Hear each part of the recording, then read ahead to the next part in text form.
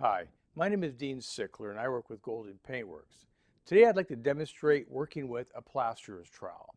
Now, trowels come in all shapes, sizes, and functions, the smallest of which is, say, an artist's palette knives. These have the same shapes as trowels and they're used to spread, flatten, and texture material. But the same can be said for a bricklayer's trowel and for a concrete finishing trowel. It's all a matter of degree. Now, many people have worked with concrete trowels before, laying down mortar or grout for tile, or possibly even flattening out a concrete patio. But my goal today is to show you how to work with a plasterer's trowel on a vertical surface without the material winding up all of your shoes. Whatever material you're spreading is controlled through pressure at the top of the blade and by gradually lowering the blade as you push it along. How much pressure you apply and the angle of the blade determines how much material is left behind. Now, this sounds a lot more complicated than it really is. Try describing how to ride a bicycle. It would take pages of instructions about motion, balance, and inertia, whereas the simplest way to do it is just to get on the bike and go. It's the same with spreading with a trowel. Let me demonstrate. Okay, so now after I load a trowel with some material, see, here's a very tight application. Okay, now I'm going to back off on the pressure a little bit. You can see I'm leaving a little bit more down. Let me reload. Now I'm going to leave a lot more down. That's determined how much pressure I'll leave on the back of the blade. Okay. Spread that out. Let me show you a little bit on this one and come tight on this one. So you can get 3 different thicknesses of application just by adjusting the pressure on the back of the trowel. Before you commit yourself to a large wall, I'd like to strongly encourage you to practice first with your trowel. I'm going to demonstrate with a small trowel. This is approximately 8 by 3. It has a somewhat flexible stainless steel blade. Now the main trick is in loading the blade. You just want to work with a small amount of material to begin with. And I'm going to put it right in the center of the blade, leaving a gap at the bottom and the top. I have maybe a finger's worth of texture on the blade. Now start with the blade up with your angle up about 2 fingers worth. Start to pull it up and gradually lower the blade as you're pulling it up. You'll release the material. Do it again. Load the blade.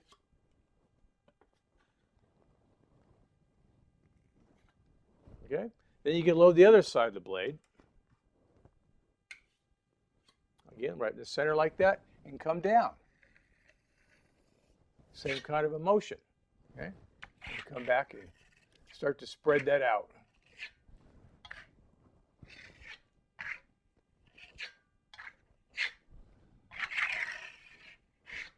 When you're working on a small area like this, make sure you flatten it out, especially feather off the edges like this. All the edges. That way when it dries, you won't have to sand anything down. Now I'd like to talk about the tools that are used to get material from the bucket to a wall. Now the traditional tool used is a plasterer's hawk. This is the best way to get material from a bucket to a wall quickly. But I don't generally use a hawk for most jobs, especially when I'm working off of a ladder. Working with a hawk requires 2 hands to hold each tool. When you're working on a ladder, you need 1 free hand to actually hold onto the ladder, otherwise it's not safe. So I work with a hawk when I'm working on top of scaffolding or a stable platform. What I generally do is I work with a 3-inch spackling knife directly out of a bucket on a tray that's on a ladder or a hook. That way I can feed my trowel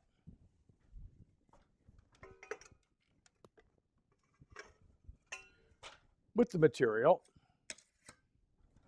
Now I have a free hand.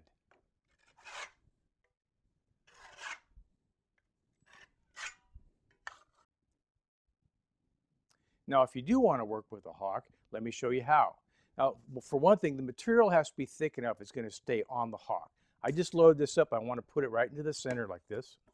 Okay. The material has to be thick enough that you can actually rotate it down like that without it falling off. Okay.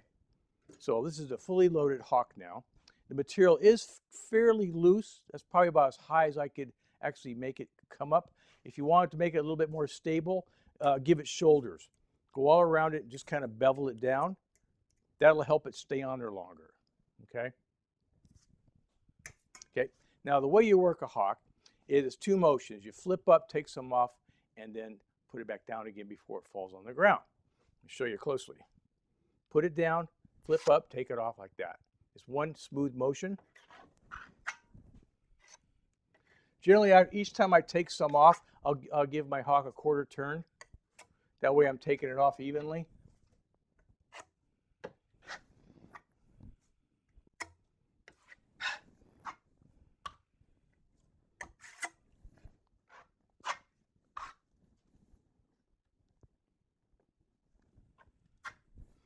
Okay, then I'll smooth it out.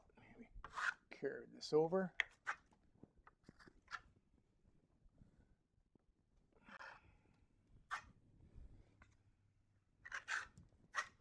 Okay. Now this technique is called walking the line. Again, heel and toe. More pressure towards the toe and back off on the heel. So now I see I left a line there. I'm going to walk that to the left. And continue all the way down. Walking the line.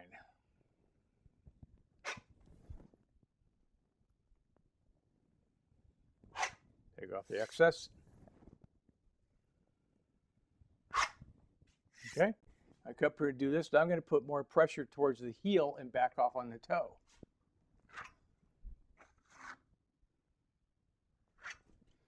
Now you see the line is getting smaller and smaller. Of course, the material is starting to set up also, so it's getting a little tackier and easier to work. When you first put it on, it's pretty loose. Now I'm getting a little bit of friction on it, so it's easier to work. Okay, now I can do it one more time again.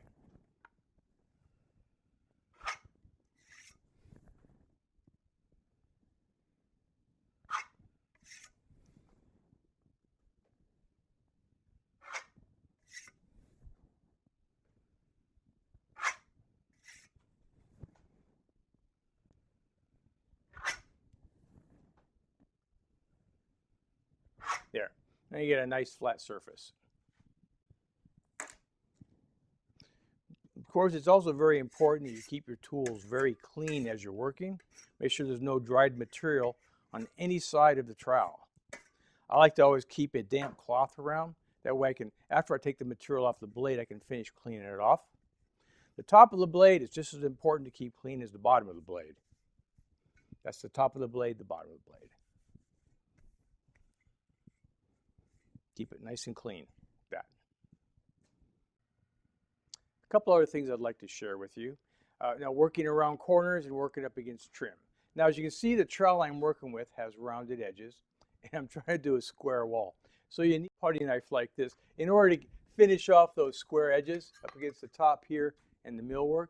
And if you want, a lot of times trim is a little bit rough. The paint is old in that, and you can't quite get material up in here with your trowel. So you can either use your small putty knife like this, or you can take a small chip brush and just brush the material up into the edges that you can't quite reach with the trowel. Then come back up and just flatten it with your trowel.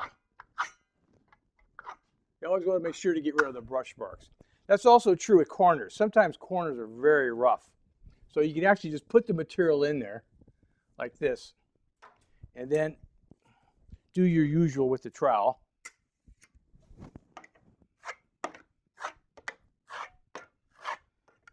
Finish it off. Let me go ahead and use my blade here. Finish up in here like this. There's one, and then there's the other side like this. Okay.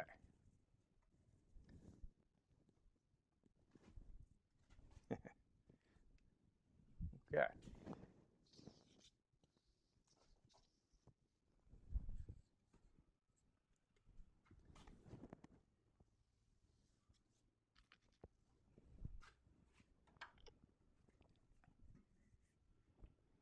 And when you're coming around the corner, you can use the other side of the blade like this. Pull it out.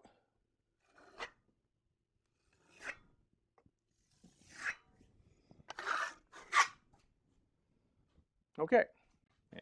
You can use a trowel to apply any kind of a texture. Joint compound, hot mud, Marmarinos, Venetian plaster. It all works. But if your plaster or texture is very thick, I'd always recommend just thin it down with water. It's generally water. So make it so that it's easy to work. Now, sometimes your plaster may come in very thin.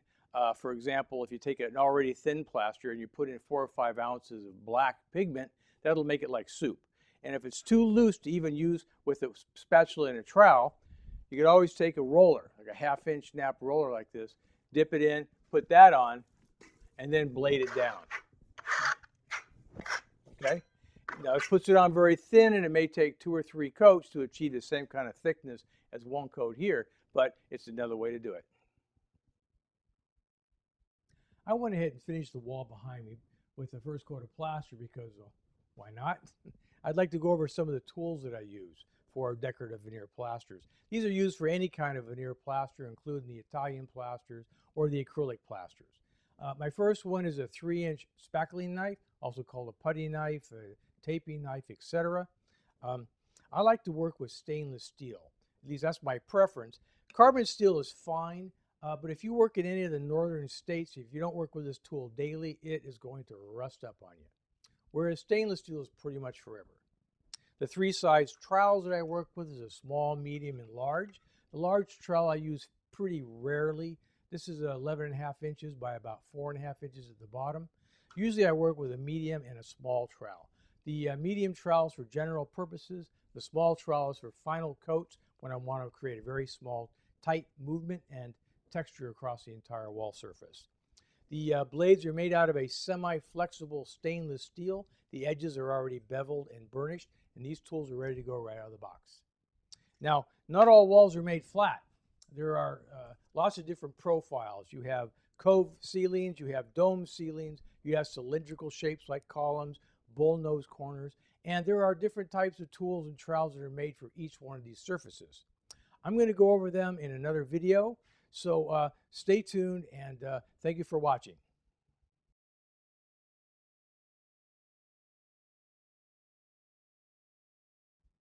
So I'm going to demonstrate the use of each one of these tools here in another video that will be offered by the Paint Hive and still sponsored by Golden Paintworks. So thanks for watching, and come back for more.